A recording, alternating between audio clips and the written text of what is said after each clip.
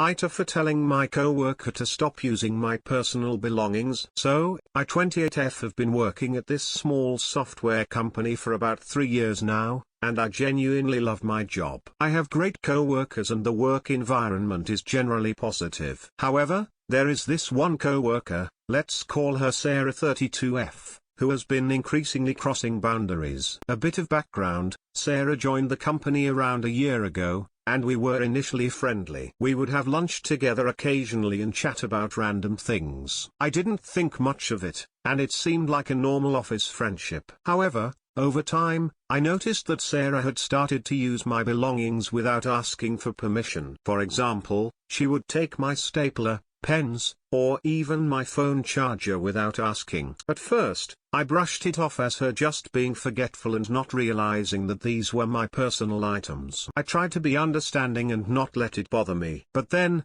things started to escalate. One day, I brought in a special lunch I had prepared as a treat for myself. It was a dish that my grandmother used to make for me, and it had a lot of sentimental value. I had placed it in the fridge with a note clearly stating it was mine. When lunchtime came around, I discovered that Sarah had taken and eaten my lunch. I confronted her, and she apologized, claiming that she thought it was meant for the whole office to share. I didn't bite, but I let it go to avoid causing a scene. Over the next few months, Sarah's behavior continued to worsen. She began using my personal laptop without asking, even though we all have our own work computers. She would also use my coffee mug and other personal items, despite me having my name on them. I tried to address it politely and asked her to stop, but she would just laugh it off and say she didn't mean any harm. Finally, I reached my breaking point last week. I had bought a new, expensive pair of headphones to use at work,